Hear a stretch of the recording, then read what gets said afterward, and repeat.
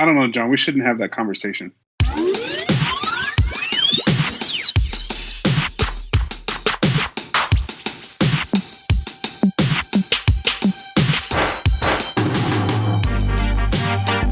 And it is kind of a bummer when you go back to a trail and you see that it's, now turned into a UTV track.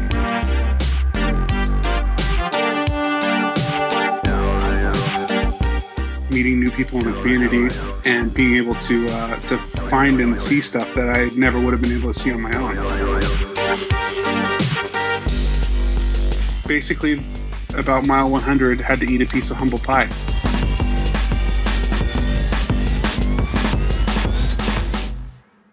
Hey guys, welcome back. This is episode 47 of the Motorcycle Adventures podcast. Got a great guest in here today, Rick from Dualsport Advocate's in. And you know what? I really enjoyed talking to Rick. I'm sure we've been following each other for, a year or two on Instagram, but he's one of us. Loves to get out on the weekend and explore on his dual sport. He's a SoCal guy, so I always enjoy getting that perspective. It's kind of, in my opinion, one of the hubs for, off-road and most definitely motocross riding. So it was cool to have Rick in here. His Instagram profile is at Dualsport Advocate. And without further ado, let's get into episode 47. Thanks for listening. Yeah, been trying to do this for probably 6 months. So you're en route to a big dual sport event or something? Yeah, but it's not really big. It's put on by District 37, but it runs out of Lone Pine. I don't know if you know where that's at. It's like halfway between Bishop and LA.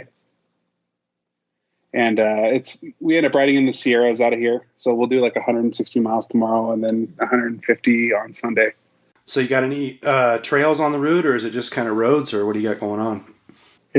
Supposedly it's a lot of single track and it's like 4-wheel drive double track. Okay. But this is the first year it's ever been put on by this promoter. So none of us are all of us are all kind of in the dark on it. Right on. Yeah, I've seen you guys have stuff like that down there. We don't have that up here in Oregon, but there's another one that's kind of caught my eye the past couple of years. It's called the Nevada 200, which I think is predominantly a single track ride, but that looks pretty cool too. Yeah, who puts that on? Give me a second here and I can tell you. I think I'm going to go. I think it's in April. I think I'm going to go next year. Yeah, the VCMC Bishop ride that we did 2 weeks ago, that's like 300 miles as well. Okay. That's a bitchin' ride, and it's a lot of people show up for that, and it's so cool. Like the mayor comes out and says thank you for us all being there, and it's a really cool event. So it's one of those things that kind of helps bring a little bit of business to the community, nearby community too. Okay. Yeah, because that town of Bishop there and Lone Pine, they're really open to having the off-road community here. And we bring a lot of business to them, and they're super grateful that we're actually here. So actually in this town, they have designated OHV legal roads that you can ride. Oh, nice. So they made it legal for non-plated bikes to be able to go in town and get lunch or whatever. It's really cool. Yeah, it's cool to see towns and areas like that kind of accept this way of life. It's good to know that we're not hated everywhere. Like a lot of people Right. A lot of people want you to think that too. But it's not always the case. But yeah, Bishop, Benton, that's up there near the end of the SoCal BDR too. Interesting. Yeah, I think the BDR comes in from Death Valley, right, and then drops you into Benton. Yeah, I'll have to hit you up and get kind of a report of what the snow levels kind of look like in that area. I was thinking about going down there in a few weeks and riding the route. So I would just be concerned about the area north of Death Valley. Elevation wise, you're going to cut it real close, I think, but probably doable because if you from Benton going out, probably you might run into some snow. But I mean, the first, I think it's 1, 2, 3, and 4. I think the end of 4 and lands you in Bishop, right, or in Benton. Lone Pine to Bishop and Benton, yeah. I want to. It's funny. Me and my friend John, he's my best friend riding. Like actual riding partner, whatever. We're actually going to do that same thing, but only do 3 days on the BDR. But we're trying to get that planned right now. Okay. Yeah, I think I'm actually looking at the SoCal BDR map now, and there's probably, kind of a mountainous area there, the Inyos, that's kind of in question for snow. But worst case scenario, it looks like I could stay down in kind of the Owens Valley along the Owens River and probably stay out of trouble at least. This one's been on my mind a lot. I've talked to a lot of people about it. You know that. Where do you stand on geotagging, land use, secret trails, so on and so forth? How do you feel about those topics, those ideas?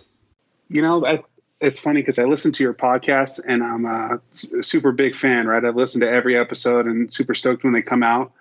And I listened to the last one. I think you did it with Garrett Ortiz. And you guys had a little conversation about geotagging and kind of sharing trails, and had a discussion about Everride, and which is a super cool podcast. I probably listened to it like 3 times, but I think that I'm kind of on the same page with you guys. If they're public trails, and somebody maybe hits me up on social media and says, "Hey, would you mind sharing the routes in Gorman or Hollister or some of the places we ride down here in SoCal," I think that'd be fine.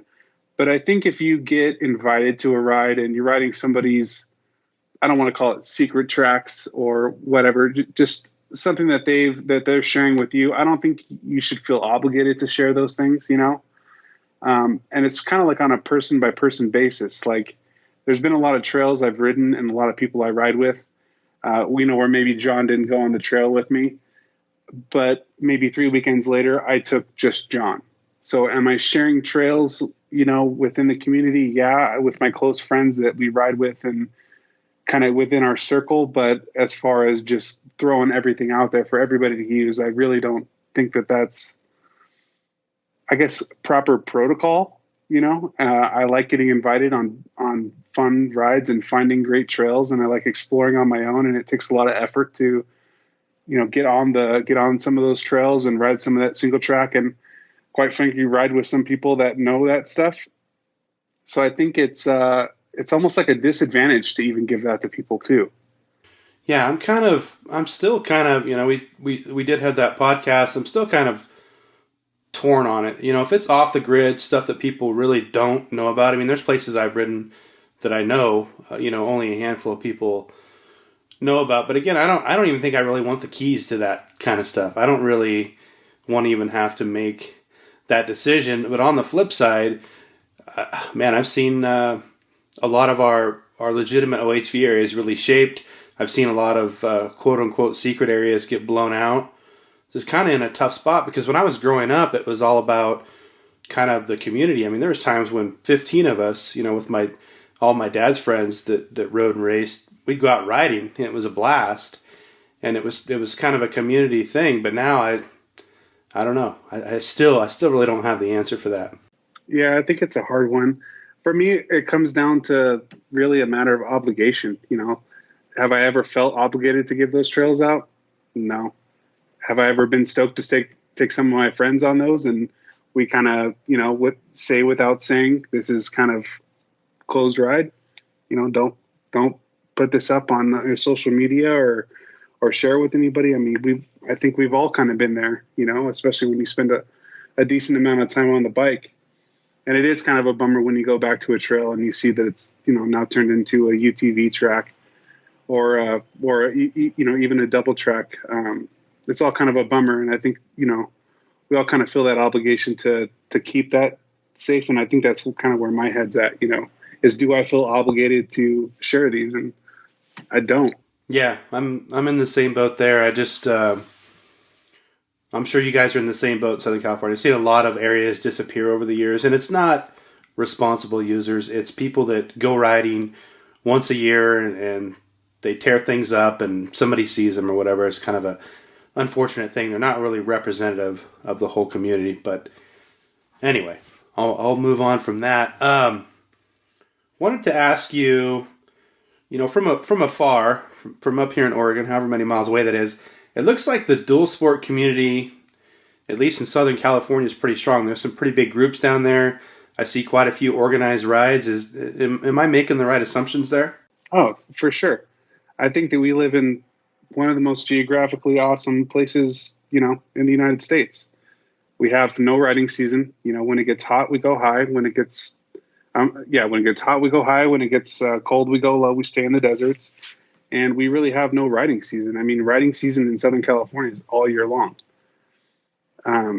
That's kind of one of the greatest benefits to living here, I think, is that, you have the option of riding the mountains one weekend, and maybe the next weekend you head down to the deserts, or, you go online and you look at all these promoters that are putting on these clubs through, whether it's, AMA District 37, which is our local district down here. They have a great dual sport program that's how I honestly started riding and finding a lot of these trails, is doing these paid rides and meeting new people in the community and being able to find and see stuff that I never would have been able to see on my own.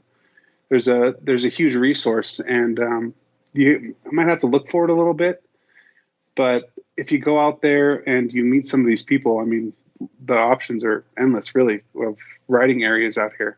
Yeah, it looks like you guys have quite a bit of public land too. I don't know how I'd fare down there if it's as dry as it is. I kind of like the greenery, a little moisture down here, but this last winter, you guys got rain. Looked like everybody was out. That looked pretty epic down there. Oh, it was awesome. That last winter I don't think I stayed home. I mean, I even rode after work some days because it was so good.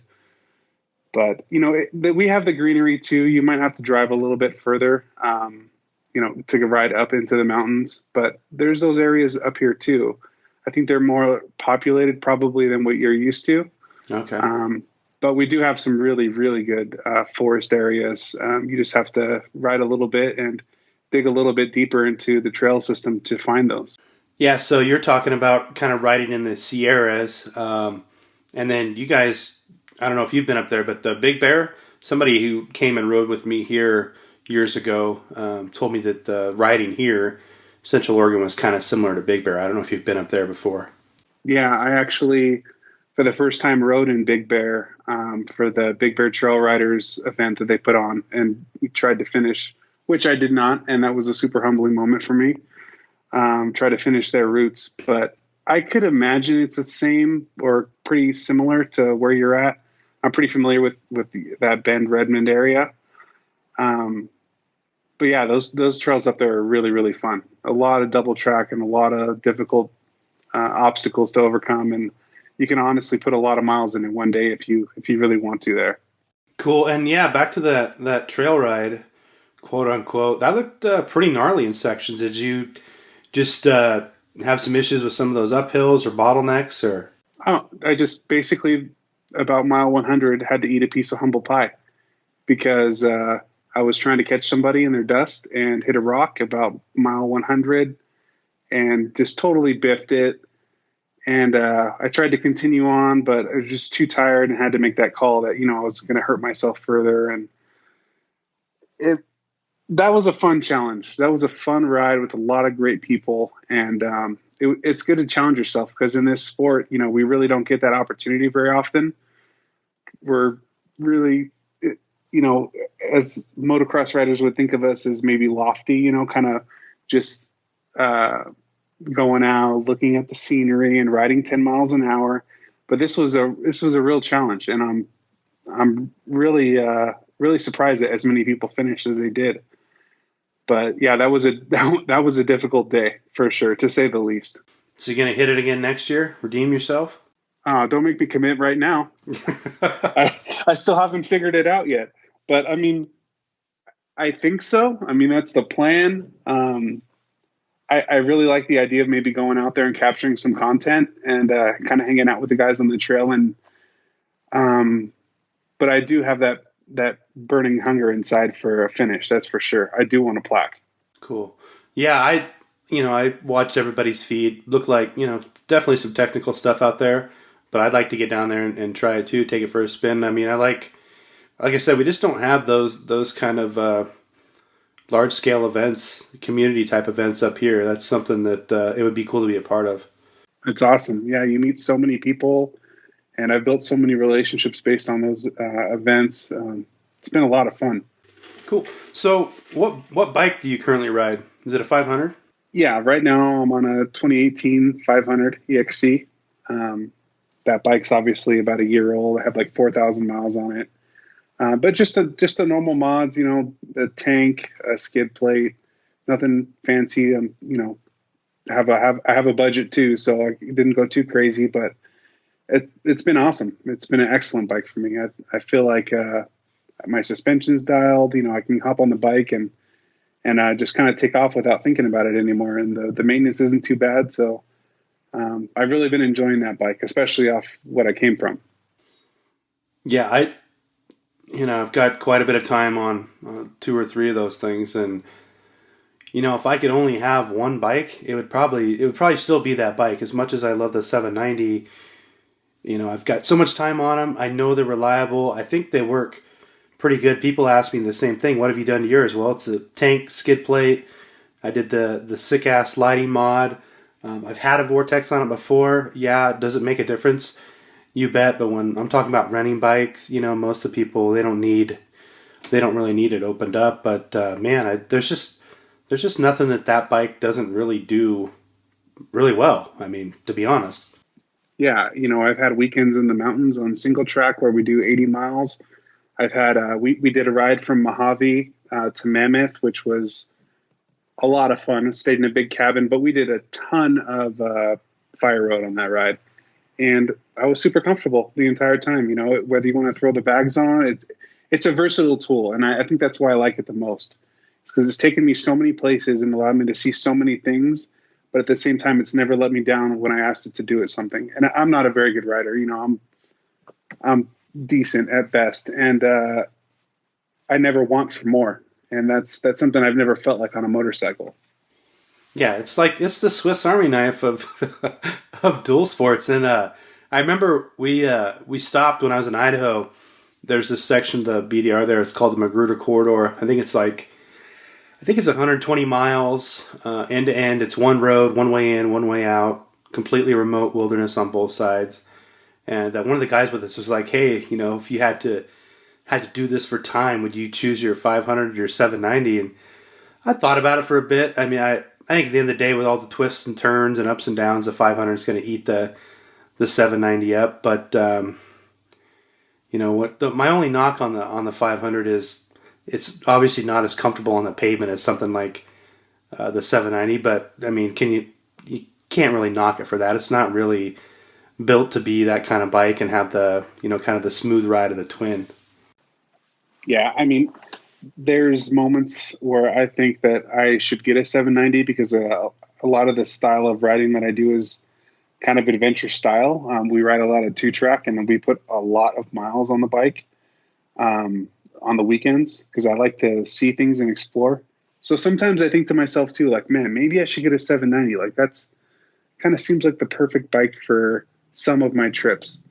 But if I did that, I would never sell my 500. That's for sure. Yeah. No.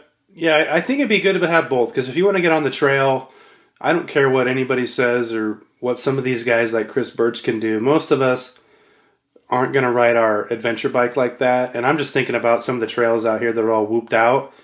And, you jump on a bike that weighs a couple hundred more pounds and doesn't handle as good, doesn't have the same travel. It's not going to be fun. It just can't be. So I think the smart person would have both. Yeah, I mean, the 790 is calling my name for sure. There's a lot of the riding we do is, I say we, there's a small group of us that always go out together. But a lot of the riding we do is it's primarily to explore, and that's kind of what that bike lets you do.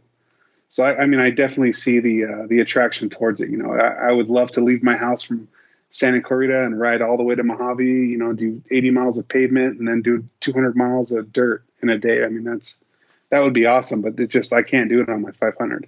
Or I guess I should say I won't. And that's where I think the 790 wins that part of the battle because, yeah, if I want to jump out on the highway and I need to cover 100 miles quick to get where I really want to go, the 790 is just awesome for that.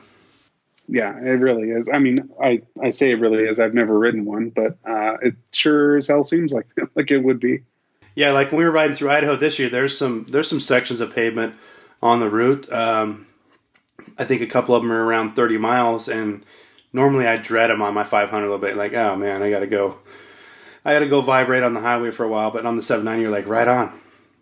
It's kind of good to mix it up. So, Yeah. But yeah, like you said, I think if you have both, that way you've got that versatility of the 500 if you want to get out on some of those technical trails too. Yeah, definitely.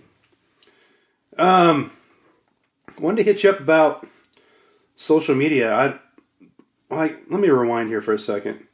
Dualsport Advocate. I mean, I can put it all together, but how'd you come up with the name? It's something I identified with. Okay. That's kind of what I consider myself. An advocate, a supporter of the sport, especially. I mean, from a personal level, it's completely changed my way of thought, my family life. It's given me an outlet for. I have a high stress job. I work 9 to 5 basically. From 5 to 5 basically, and it really allowed me to get out and let off some steam, and finally found a hobby that piques my interest. I'm jack of all trades, master of none, but I feel like this is really what's for me. Yeah, it's funny how these bikes can be an outlet. I've tried to get out of the sport a couple times just to pursue other stuff, but there's nothing quite like it. And, like you said, after a hard week of work, you're going to go down and ride with a bunch of buddies. I mean, I don't think there's too many things better to kind of blow off the stress than getting out on the bike. And, we all always say when you're riding, you can't think about anything else. So you got any stressors, any worries, they're literally pushed off to the side for a while. Right. It forces you to gain focus, which a single task focus is it's pretty hard to find. It's really, especially in a world that constantly is so distracting. It's almost addicting for me to get on that bike, not think about anything else, and just go, just find roads, find trails, find something to explore, a mine or whatever, and whatever it takes for me to get there is what I do. Yeah, isn't it cool to just kind of get out there and explore, maybe have a little idea where you are or where you're going, but just kind of find stuff you've never seen before? Yeah, of course. I mean, that's why I am so excited for this ride. We have, which by the way, I'm riding the Lone Pine 300 put on by Countdown or Jerry Counts. That's this weekend. I'm actually sitting in a hotel room right now, waiting to go check in for that ride. But no, this is the first year he's ever put that on. Nobody knows where his tracks are gonna fall, and maybe I've ridden them, maybe I haven't. But the idea of like a first time event, first time seeing some trails, first time finding some history along the route, that's super exciting to me, And it's kind of what drives me to go on these new routes. And I wish I could adventure like some of the people that you have on your show that are, traveling around the world and seeing all these beautiful things in Alaska or Argentina or Chile or, all these different places. But I can't. I mean, I'm a family man. I have a very busy business that I'm involved with, and this is what I can do. I can go out on the trail. I can ride. I can find some new things. I can take photos, which is what is another passion of mine. And share. And that's really the reason why I'm out here on the trail. I hear you. For me, there's nothing more rewarding than I think riding, exploring places that I've never been. So like I said, for you to have an opportunity to go ride something that somebody put together, maybe a little different perspective on an area you're familiar with, that's what it's all about for me. And I'm kind of in the same boat as you. I wish I had the time and the money to go ride place to place like some of these people are doing around the world, with not necessarily anywhere to be, but that's just not in the cards. So we got to hit her hard on the weekends. Yeah, and you know what? There's nothing wrong with that lifestyle either. I've come to terms with it. I have a great wife, I have 2 kids. They're really small, 2 and 3, and I mean that's a great part of my life during the week. And I'm lucky enough to have a wife that is like, yeah, do your thing, go adventure, have fun. I'll take care of everything. And maybe that's a lot of the reason that a lot of guys don't get out. But I think no matter what, when it comes down to it, is you have to make the time to dedicate to this sport. It's almost a little bit of a sacrifice And I hate to even say that out loud because it's not, I'm not just ditching my wife, right? But you do have to kind of make a sacrifice and a conscious decision to make these things happen. They don't just happen because, you happen to be free. None of us happen to be free. We all have busy lives, but you make time for what you love. And this is what I love. I love to adventure. I love to explore, and I love to do it in the dirt. And that dual sport, the dual sport is what gets me there. I like that. You make time for what you love, no matter what's going on.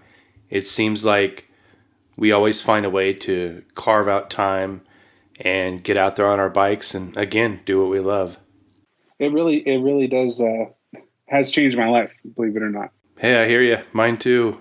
I want to say for the better, but, we've joked about this before, but if I had all the money that I've spent on motorcycles throughout the years, I'd probably be doing this interview from the Bahamas right now. I don't know, John. We shouldn't have that conversation. No, we shouldn't have that conversation, but... I wouldn't have the memories, and when I always, I guess, jump way out in front, and when I'm sitting there or whatever on my deathbed or whatever, I'm pretty sure it's going to be the memories. It's not going to be anything else. So, yeah, for sure. Which, by the way, I heard on your last podcast, that last book you read. Remind me the name of that book, but I ordered it on Amazon because I found it super interesting. The five things people say when they're on their deathbed. Yeah, that book might change your life. Yeah, I ordered that literally today in the office. I was listening to your podcast. I'm like, oh man, I ordered that thing. That sounds pretty good.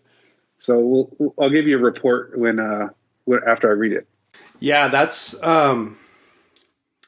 that's firsthand experience, firsthand accounts of, again, regrets of the dying, and obviously you can't experience that till it's too late. That book kind of leaves you feeling kind of empty, but it'll change your life. But I also say that, like, when I went to Idaho last year and rode solo, that changed my life. It opens your eyes. There's more to life than working and paying bills. And I think, the time here is limited. That's going to sound cliche, sure. But if, motorcycles are your passion, make the most of it. Get out there and do as much of it as you can, because you just don't know what's around the next corner. Yeah. I mean, anything. Surfing, golfing, whatever. I mean, whatever gets you going, you got to do it, right? I mean, you can't just sit there and think about and wish for and hope that things happen. You have to go out there and do them. And that's a lesson. It took me a long time to learn, and I'm not that old, but it took me time. It took me time to figure out what was important to me, and then make time for it. Make that a priority. I think that stuff just comes with age.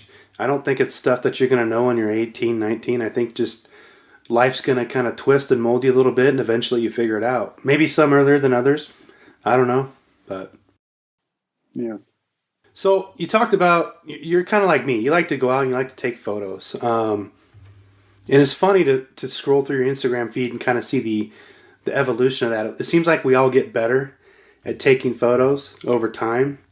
I was just curious, what kind of equipment you're using to capture the content that you have on your feed, which is at Dualsport Advocate, by the way, on Instagram. Right on.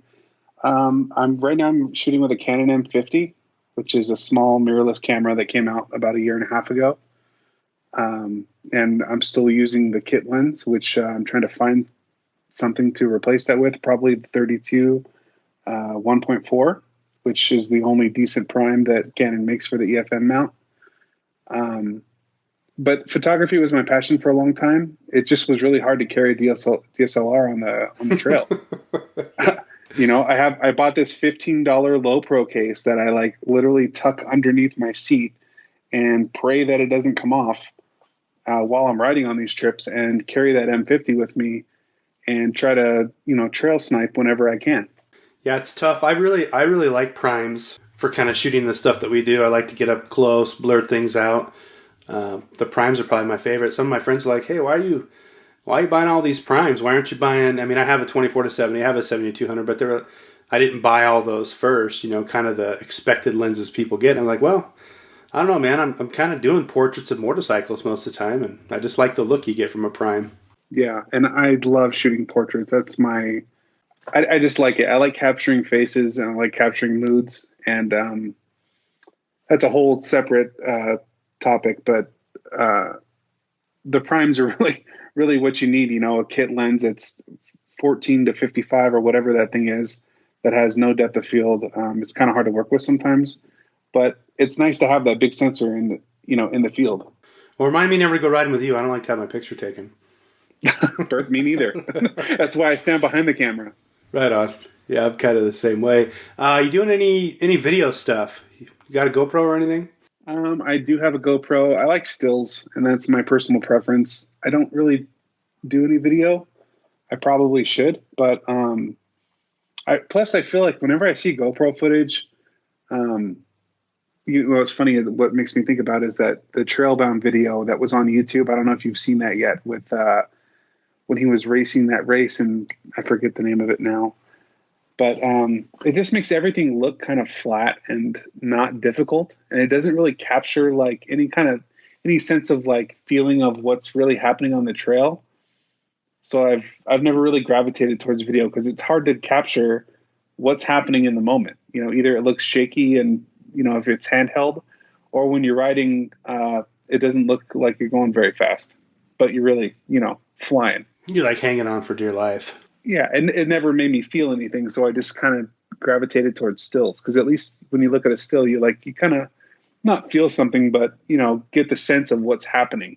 Yeah, I think you can capture perspective. Exactly. Yeah. I've been trying to do video, mainly with helmet cams and stuff like that, action cameras, but I can never dial in the sound. Everything. I probably have 1,000 gigs of video just kind of waiting in the wings, but the sound is ruined on all of it. So they've got the new Hero 8 or whatever coming out, and it's got different mics, and then you can do some add-ons like shotgun mic and stuff. So I'm interested to see if that can kind of clear that up. If not, I mean, I'm kind of at my wit's end. There's only one more thing I can do, and it's get an actual like audio recorder and run that independently of the camera. But then, I mean, what a hassle. You're not even riding it. Yeah, sometimes I've been on the trail. I'm like, what am I doing? Like, let's just ride, like, let's just go.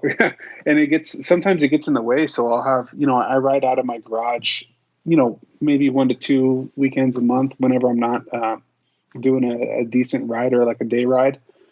And sometimes those trips, I ride with my neighbor and John, my close friend. He'll come up from Long Beach and come up at 6 a.m, and we'll leave straight from the garage at the house. And those are no pictures, no nothing. We don't stop. We don't look around. We just haul ass through single track that we have found or are finding or explore around and just enjoy. Because it almost becomes a hindrance sometimes. When you're trying to, you go out with that mindset of like, oh, I got to capture these perfect shots and do these like, how my buddies do wheelies so we can like, it's not really what it's about. Even now, I still look at that like when we're on the trail, I stop. I usually ride in front. I'll stop, and people are behind me, and I'll take some pictures, hop on my bike, catch up, and then maybe pass a couple people or whatever, and then maybe 30 minutes later, get back off the bike, shoot some photos, get back on. And I never wanted to feel like my friends are with me or my riding buddies or whatever with me just so we can capture content. I mean, that's not what this is about. It's about documenting our time on the trail, not about becoming popular. I mean, really, what am I becoming popular for? I'm not selling anything.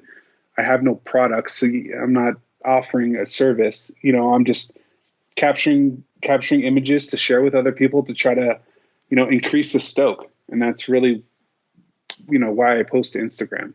Yeah, I think I said this earlier in the year, but if you're really going out there looking for content, maybe you should go ride and do the content, and then, in separate from just a trail ride with your buddies, because I've been doing that a lot lately myself, just going out and riding and not worrying about it, not taking any photos or anything. And it's more like how I grew up riding, where we'd put our heads down and ride all day, and there was no such thing as a camera phone or anything, digital camera, nothing. So, but it's hard too, because you have that passion for photography, so you kind of gravitate towards that too. I don't know if you feel like that, but sometimes I'm like, man, this would be a great photo. Like, let's do this, but you don't want to get annoying. You want people to enjoy themselves too. I'm like you. I have passion for photography. Last weekend, me and two of my friends went out and we just took photos, landscapes. They're much better photographers than me, but that was a lot of fun. And when I was in Idaho, I missed out on a lot of great stuff because I just didn't want to hold up the ride. And I get home, I'm like kind of bummed about some of the shots that I could have got, but I guess there's always next year. Yeah, there's always next year. There's always another ride. I think that's about it. You mentioned, I asked about YouTube. You're watching Trailbound on YouTube, which I've kind of followed that guy for a couple of years. Anybody else you got your eye on YouTube that's worth subscribing to their channel?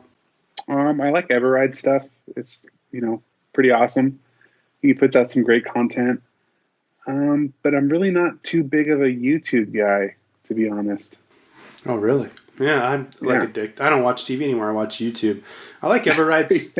I do like Everride stuff. It's kind of he's got a good voice. He talks good. Yeah, narrates it good.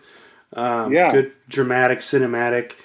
Some of the dirt bike channel videos I can get into. Some of them I can't. Sometimes it feels like a sales thing. It is, right? I mean, it is. That's what he does, and I respect that. But I don't. I'm like a lot of. You don't want to be sold, right? You don't want to be sold to, right? And I don't know. I'm kind of adversarial when I don't believe what you're saying. I'm just like, bullshit. You know what I mean? Like, or if I think, well, you don't know what you're talking. That happens all the time in a lot of arenas. But yeah, I'm still. I don't watch much moto content on YouTube, but Trailbound's got some good videos. Everride, Dirt Bike Channel's got a few in there, so it's cool. It's all social media. Yeah, and my friend Cameron, Dualsport Recon, he puts out some great stuff of like our little local rides. So, give that guy a subscription if you can. He usually posts, I don't know, maybe once or twice a month, but his videos are always pretty funny. So. That's Dualsport Recon. I'll check that out. That's another thing about video. It's a lot of work. I've done a couple of them. It takes a lot of time to put something together. A small short clip, short movie, whatever. It's not like just throwing the photo in Lightroom, hitting auto, and pasting it to Instagram. You know what I mean? Sometimes I sit there in Lightroom on a photo for 30 minutes and like, somebody is just literally going to see this and thumb up. I mean, I don't know. But that's part of the fun of it, right? Is it's making it your own. Yeah, I've messed around with the editor sometimes, and then I'm like, I've caught myself here and there going, I don't know. I could probably find a better way to spend my time, but I don't know. I'll edit a set. Yeah, I'll edit a set, go to sleep, wake up the next day, look at all my photos, and I'm like, why is there so much vignetting on every single photo? Like, why am I trying to be so dramatic? This is a beautiful landscape. Just post it, what's the problem? Yeah. Or just print it and hang on the wall, Yeah, I think that's an issue for everybody that enjoys photography. A lot of times, the best photo is the one that came right out of the camera. Exactly. You know what I mean? Well, so. Yeah. Well, all right, Rick. I don't want to hold you up any longer. I know you've got a big couple of days ahead of you. Be excited to see what you come up with that in terms of content, and be excited to hear about this. You say the Lone Pine 300? Yeah, Lone Pine 300. Okay, so we'll check it out. And again, at Dualsport Advocate on Instagram. Appreciate your time, Rick. I'm glad we could finally square this thing up and knock it out. Yeah, and if any listeners are taking a listen, and you guys feel like you maybe want to go out on a ride, or you're new to the sport, hit us up. Don't be afraid. We're regular riders just like you, and we want to get together and we want to be new people and create new experiences. So make sure you send me a DM or leave a comment on one of our posts, and we'll be sure to get back to you. And let's just go for a ride. I mean, that's what this is all about. And we're not heroes, just normal dudes that have jobs, try to ride on the weekend. I mean, that's literally what it comes down to. Basically like 99% of us. Exactly. Just everyday dudes. And you guys are in SoCal too, right? Yeah, I'm based out of an area called Santa Clarita, which is kind of by Magic Mountain. But, basically anybody from SoCal knows where we ride. How close is that to Corona? That's the only place I've ever been in SoCal. Corona is about an hour and 40 minutes. Okay. So we're to the north. Yeah, I noticed when I was in Corona, there was literally a liquor store on every corner. Literally. Yeah, pretty much. I've been there too. Okay. All right. Thank you for the time, Rick. Have a good night and have a good ride, man. All right, John. Thanks so much, man. Thank you, Rick.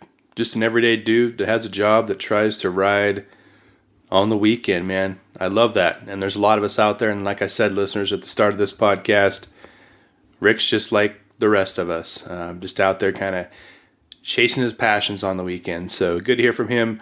Great podcast. If you want to follow along with Rick's adventures, at Dualsport Advocate on Instagram. And don't forget about our social media accounts at Bend Motorcycle Adventures. And with that, I'm going to get out of here. I want to thank you guys again and ask a favor. If you haven't already, please take a moment to rate, review, and subscribe to our podcast. Going to keep cranking these out this year as best I can, and I always appreciate the support. So until next time, guys, we'll see ya.